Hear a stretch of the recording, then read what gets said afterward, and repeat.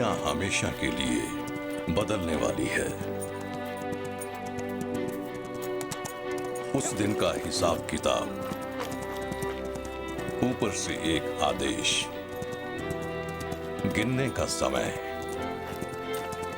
संसार का राज्य निष्ठुर हाथों में। बस तब जब लोगों को आशा की जरूरत थी, परमेश्वर एक बच्चे को भेजेंगे, एक राजा को, बेहतर भविष्य का पूर्वानुभव देने के लिए। पर क्यों यीशु की मां बनने के लिए एक कुंवारी को क्यों चुना गया? स्वर्ग से भेजे गए एक बालक का पालन पोषण करने के लिए एक सांसारिक मनुष्य क्यों चुना जाएगा?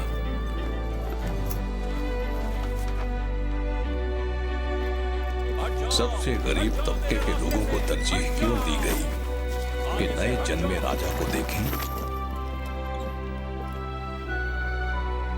यहूदियों के राजा को भक्ति करने के लिए पूर्व से राजा क्यों आए? बैतलहम क्यों? और शायद सबसे अति महत्वपूर्ण प्रश्न, हम क्यों परवाह करें? और बैतलहम इस बच्चे के क्या मायने होने चाहिए मेरे लिए? हालांकि बहुत से साल बीत चुके हैं और बैतलहम में वो गोशाल बहुत समय से भुला दी गई है।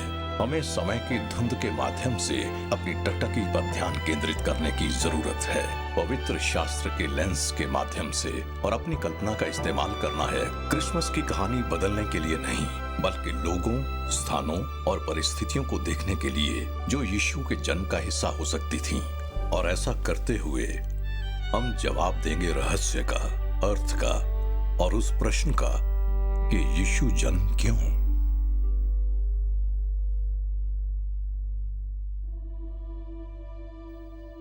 यीशु जन्म क्यों? क्या ये एक और ऐतिहासिक घटना है? बस एक और अंधविश्वास? या बचपन में बची रह गई एक परी कथा? क्या हो यदि इतिहास की ये विशेष घटना हमारे छुटकारे की शुरुआत हो? इन प्रश्नों के जवाब के लिए जरूरत होगी परमेश्वर के वचन की कि वो हमारा मार्गदर्शन करे, और हमारी कल्पना की कि हम ये कहानी सुन सकें। इसके लिए जरूरत होगी कि हम वो करें जो गडरिये ने किया, जो विद्वानों ने किया, यहां तक कि जो यूसुफ और मरियम ने किया। हमें बैतलहम की यात्रा की जरूरत है। मैं हूं डेविड जरमाया। क्या आप मेरे साथ किसी दूर दराज स्थान पर और एक ऐसे समय पर फिर से यात्रा नहीं करना चाहेंगे जिसे भुलाया जा सकता है? चलिए अपनी दिशा निर्धारित करते हैं 2 सहस्त्राब्दी पहले के लिए, इतिहास के विभाजन बिंदु। दृश्य है यहूदिया की शांत प्राकृतिक छटा पर छोटा सा शहर, जहां आए दिन चमत्कार की खबरें आती रहती हैं। तो अब हम तैयार हैं उन सवालों की छानबीन करने के लिए क्रिसमस के आश्चर्य के माध्यम से, जो हमारी अद्भुत यात्रा के इर्द गिर्द है। क्योंकि हमारे लिए एक बालक उत्पन्न हुआ है, हमें एक पुत्र दिया गया है, और प्रभुता उसके कंधों पर होगी, और उसका नाम अद्भुत, युक्ति करने वाला, पराक्रमी परमेश्वर, अनंत काल का पिता और शांति का राजकुमार रखा जाएगा। तब जब लोगों को उम्मीद की सबसे ज्यादा जरूरत थी, परमेश्वर ने भविष्यवक्ताओं को भेजा एक बेहतर तस्वीर का पूर्वानुभव देने के लिए। पुराने नियम की 300 से अधिक भविष्यवाणियां जीवन में पूरी होंगी। मृत्यु और यीशु मसीह का पुनरुत्थान, और सबसे पहले होगी एक छोटे से नगर में जो कहलाता है बैतलहम। पर इससे पहले कि हम उस छोटे से नगर बैतलहम की यात्रा करें, आइए हम कहानी में और पीछे चलते हैं, ये पता लगाने के लिए कि हम उस पुरुष और स्त्री के बारे में क्या कर सकते हैं जिसे परमेश्वर के इकलौते पुत्र की परवरिश करने के लिए चुना गया था।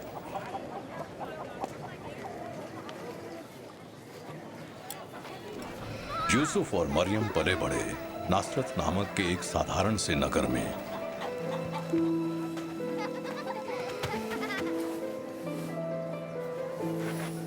ये गलील के मैदानी भाग के अन्य गांवों की तरह ही था। ज्यादातर उम्मीद ये है कि दोनों ने मैदानों में और नगर के चौराहों पर बच्चे के रूप में एक साथ खेल खेला होगा।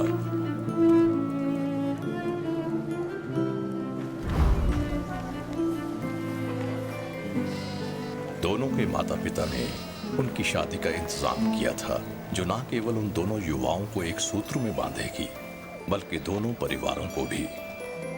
मरियम अपने सुंदर नौजवान बढ़ई के बारे में सोच रही होगी। उसने उसकी मुस्कुराहट और उसके चरित्र की पवित्रता पर गौर किया।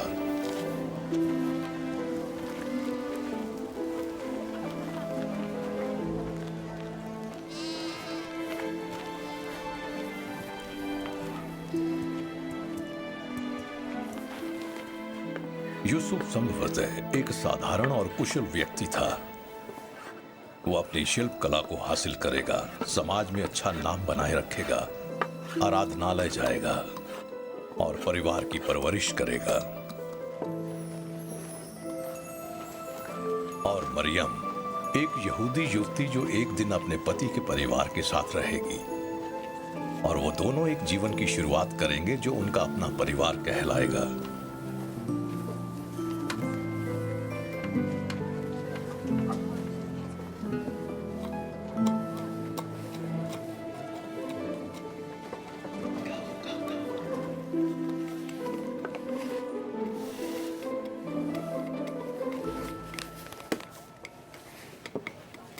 इस युवा दंपति की शादी की तैयारी में शामिल थे दंपति के दिए गए दोनों परिवारों के बीच के उपहार।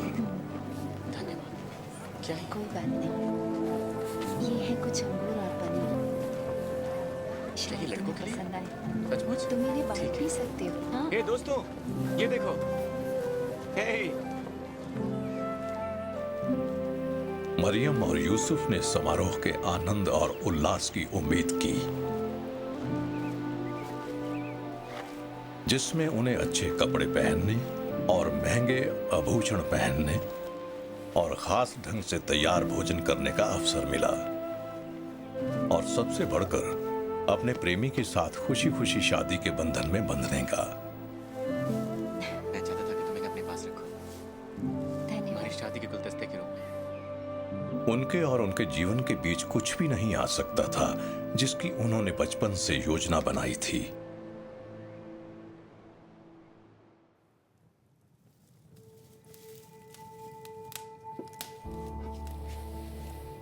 मरियम का पूर्वानुमानित सामान्य जीवन उसके परिवार और समाज की उपयोगी सेवा में व्यतीत होगा। मरियम अपने आगे आने वाले जीवन के बारे में कैसे जान पाई? अब 6वें महीने में परमेश्वर की ओर से गैब्रियल स्वर्गदूत गलील के नासरत नगर में एक कुंवारी के पास भेजा गया, जिसकी मंगनी यूसुफ नाम दाऊद के घराने के एक पुरुष से हुई थी। उस कुंवारी का नाम मरियम था, और स्वर्गदूत ने उसके पास भीतर आकर कहा, आनंद और जय तेरी हो, जिस पर परमेश्वर का अनुग्रह हुआ है। प्रभु तेरे साथ हैं, सभी स्त्रियों में तू धन्य है। पर जब उसने उसे देखा तो वो उस वचन से घबरा गई। फिर स्वर्गदूत ने उससे कहा, हे मरियम, भयभीत न हो, क्योंकि परमेश्वर का अनुग्रह तुझ पर हुआ है। और देख, तू गर्भवती होगी और तेरे एक पुत्र उत्पन्न होगा, और तू उसका नाम यीशु रखना। वो महान होगा और परम प्रधान का पुत्र कहलाएगा, और प्रभु परमेश्वर उसके पिता दाऊद का सिंहासन उसको देगा, और वो याकूब के घराने पर सदा राज्य करेगा, और उसके राज्य का अंत न होगा। फिर मरियम ने स्वर्गदूत से कहा, ये क्यों कर होगा? मैं तो पुरुष को जानती ही नहीं। स्वर्गदूत ने उसको उत्तर दिया और उससे कहा कि पवित्र आत्मा तुझ पर उतरेगा, और परम प्रधान की सामर्थ्य तुझ पर छाया करेगी, इसलिए वो पवित्र आत्मा जो उत्पन्न होने वाला है परमेश्वर का पुत्र कहलाएगा। फिर मरियम ने कहा, देख, मैं प्रभु की दासी हूँ, मुझे तेरे वचन के अनुसार हो। और स्वर्गदूत उसके पास से चला गया।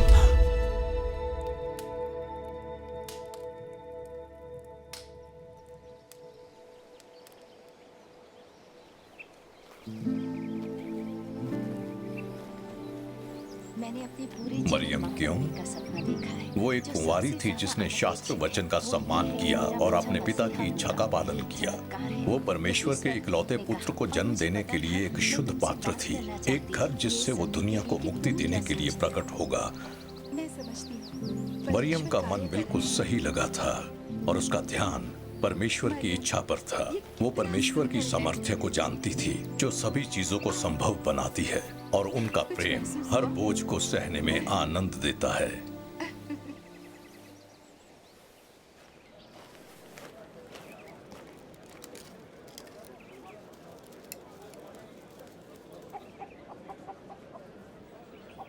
हम कल्पना कर सकते हैं कि मरियम की तरह ही यूसुफ एक व्यवस्थित और साधारण जीवन की इच्छा रखता है।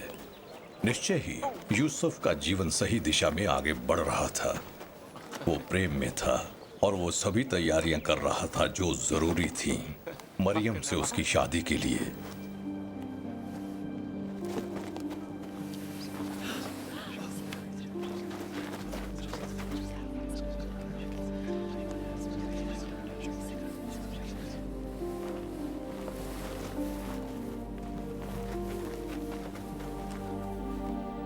और अब सदमे और अविश्वास के साथ यूसुफ ने अपनी मंगेतर की प्रत्यक्ष गर्भावस्था देखी।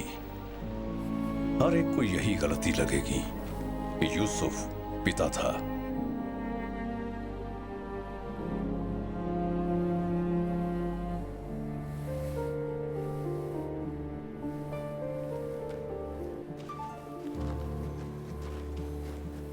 बाइबल हमें बताती है कि यूसुफ एक धर्मी और सम्मानित व्यक्ति था जिसे अब एक कठिन निर्णय का सामना करना हमें पड़ा। वापस आने की जरूरत अपने बारे में सोचो। मेहरबानी करके इससे नहीं, बात करो। बिल्कुल नहीं। तुम्हारी अपने बात बारे का में कोई सोचो। मतलब और यद्यपि व्यवस्था के अनुसार उसे मरियम को त्यागने का अधिकार था, वो धर्मी था और वो सार्वजनिक रूप से उसे अपमानित करने के लिए तैयार नहीं था।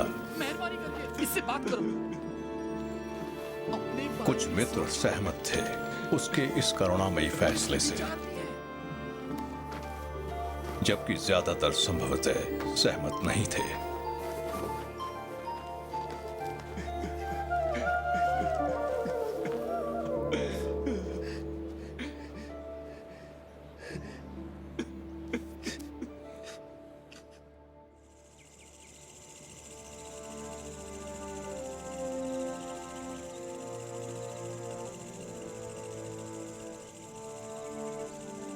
वो एक व्यभिचारिणी है।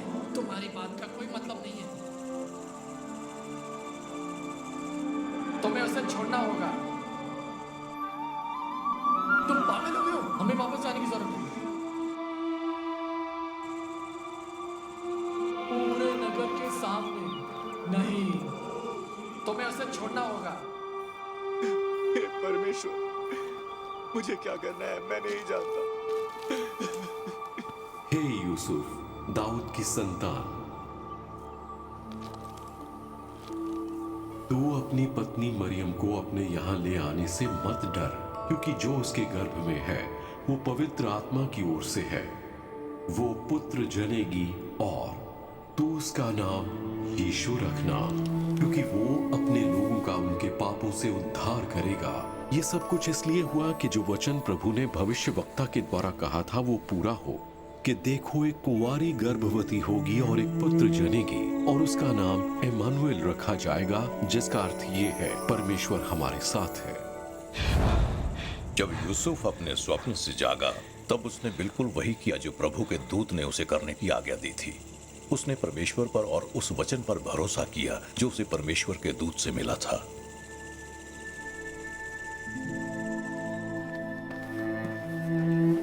उस बदलाव पर विचार कीजिए जो मरियम के जीवन में आया, क्योंकि गैब्रियल स्वर्गदूत ने उससे मुलाकात की थी। शादी के विचार मातृत्व के विचारों में बदल गए और बिल्कुल सामान्य जीवन के विचार उपहास और उसके गांव के लोगों की अटकलों के केंद्र में बदल गए। नहीं,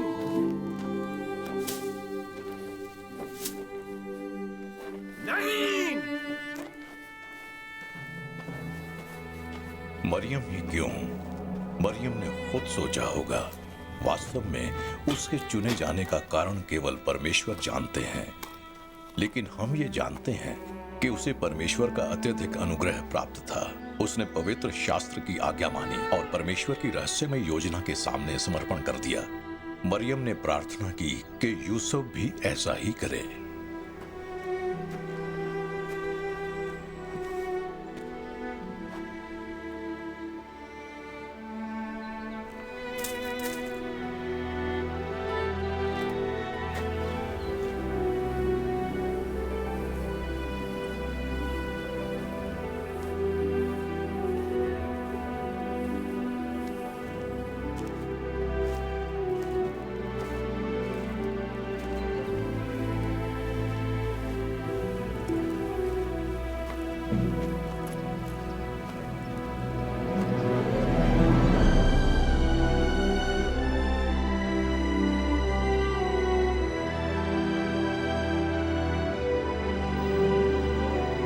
यूसुफ मरियम को अपनी पत्नी के रूप में स्वीकार करेगा। वो यीशु मसीह का सांसारिक पिता होगा। वो परमेश्वर की इच्छा के लिए अपनी इच्छा को टाल देगा और इस योजना में उसने विश्वास किया। और यूसुफ प्रभु के दूत की आज्ञा अनुसार अपनी पत्नी को अपने यहाँ ले आया और जब तक वो पुत्र न जनी तब तक वो उसके पास न गया और उसने उसका नाम यीशु रखा। विशाल रोमन साम्राज्य के बारे में ऐसा क्या था जो मसीह के आने के लिए आदर्श स्वरूप था? अनजाने में रोमन स्वयं इस जवाब का हिस्सा थे, क्योंकि इतिहास में पहली बार भूमध्य सागरीय संसार सभ्यता का पालना संगठित हुआ था। सभी सड़कें रोम की ओर जाती थीं और रोमन सड़कें धरती पर लगभग हर जगह जाती थीं, जिसमें शामिल था यरूशलेम और आसपास का वो पूरा इलाका जहां रोमन शासक हेरोदेस महान ने निर्ममता और बेदर्दी के साथ शासन किया था।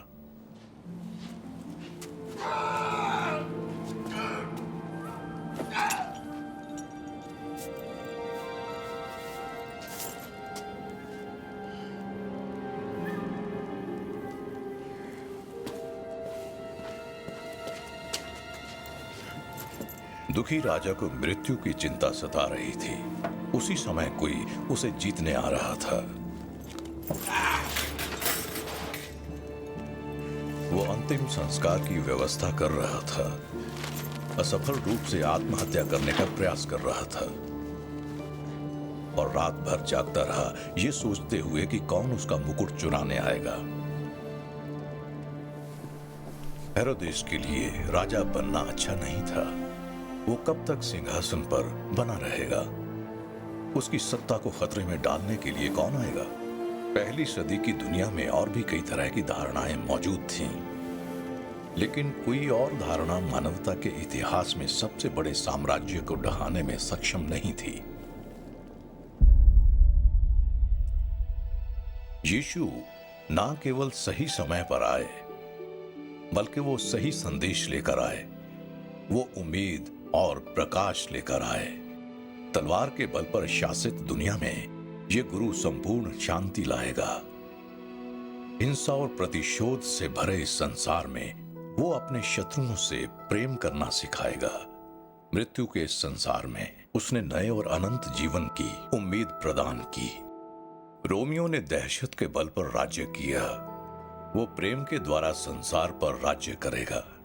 वो दुनिया पर अधिकार करने का संदेश था। जब समय पूरा हुआ, तब जब उसका सत्य और प्रेम बहुत ही प्रभावी ढंग से फैल सकता था, यीशु सबसे महत्वपूर्ण, सबसे मौलिक संदेश लेकर आए, जो पहले कभी भी पेश नहीं किया गया।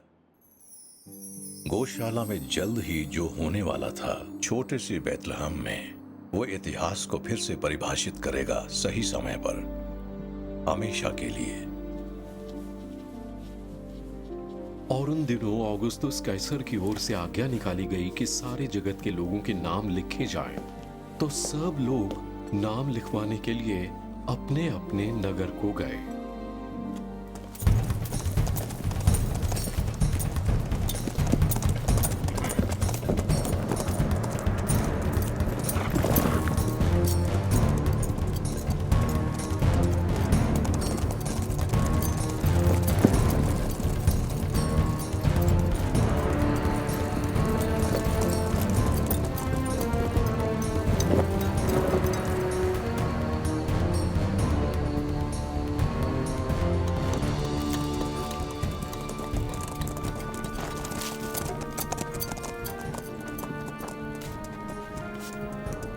सो यूसुफ भी गलील के नासरत नगर से यहूदिया में दाऊद के नगर को गया जो कहलाता है बैतलहम, क्योंकि वो दाऊद के घराने और वंश का था, अपनी मंगेतर मरियम के साथ जो गर्भवती थी नाम लिखवाए।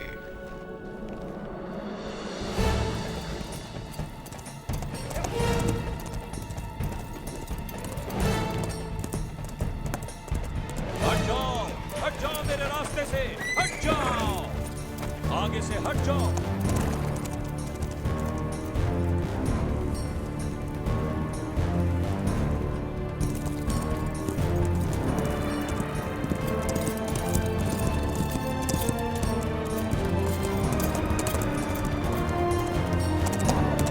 रोमी, रोमी यहाँ है।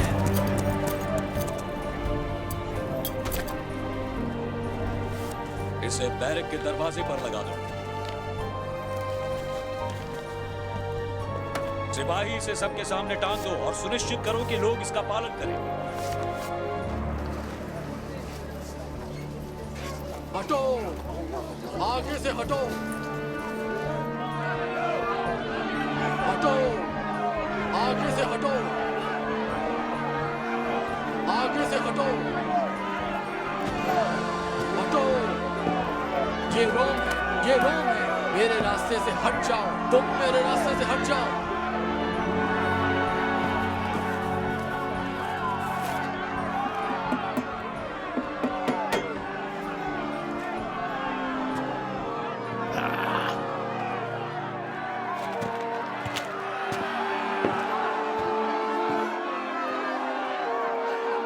रोमी साम्राज्य के लोगों को नाम लिखवाने जाना था और उन सभी इजरायलियों को जो राजा दाऊद के वंशज थे उन्हें अपने गृह नगर बेतलेहम को रिपोर्ट करने का निर्देश दिया गया था, जिसमें मरियम और यूसुफ शामिल थे।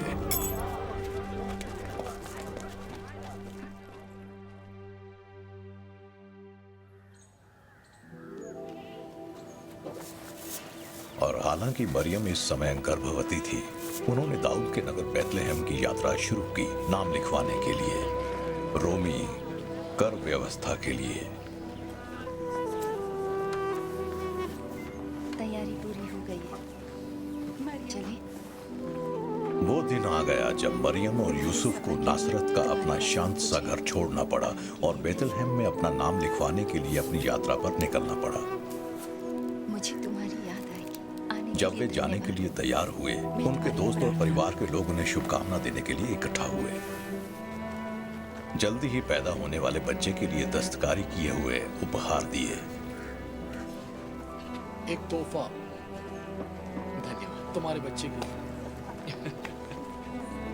धन्यवाद। और आशीष के वचन बोले और उनके लिए प्रार्थना की। तुम्हारी याद आएगी, तुम्हें भी याद करो। परमेश्वर आशीष दे। धन्यवाद। धन्यवाद। मरियम, ये तुम्हारे लिए। ओह, सफर के दौरान ये उसे गर्म रखने के लिए है। धन्यवाद। मैं इसे हमेशा संभाल कर रखूंगी। बेशक। मेहरबानी युवा करके दंपति पहला कदम उठाने वाले थे एक ऐसी अद्भुत दुनिया में जाने के लिए जिसकी उन्होंने कभी कल्पना भी नहीं की होगी।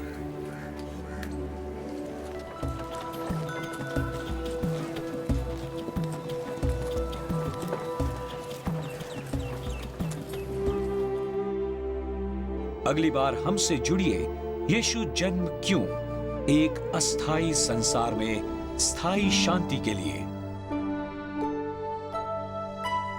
बेतलहम नगर यीशु मसीह के जन्म की मेजबानी करने वाला है।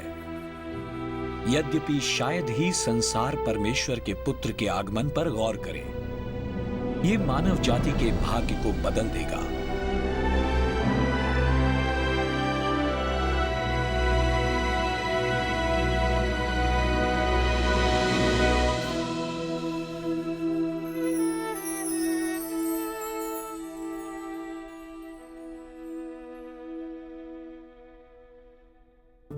आज देखने के लिए आपका धन्यवाद। क्योंकि आप यीशु मसीह के जन्म और पहले क्रिसमस के बारे में डॉक्टर जेरेमिया के वचनों पर चिंतन करते हैं। यदि आप यीशु मसीह के बारे में और उनमें अपनी आशा के बारे में और अधिक जानना चाहते हैं तो डॉक्टर जेरेमिया आपके साथ एक मुफ्त संसाधन साझा करना चाहेंगे। एक बुकलेट जो कहलाती है आपका महानतम दिशा परिवर्तन, जो आपकी मदद करेगा मसीह के साथ आपके संबंध की शुरुआत करने में। जब आज आप टर्निंग पॉइंट से संपर्क करेंगे तो ये संसाधन आपके लिए बिल्कुल मुफ्त है। अगली बार हमसे जुड़िए यीशु जन्म क्यों, एक अस्थाई संसार में स्थायी शांति के लिए। देखने के लिए धन्यवाद। यदि आप यीशु जन्म क्यों या डेविड यर्मियाह के बारे में और ज्यादा जानना चाहते हैं तो www.yjkfilm.org पर जाइए।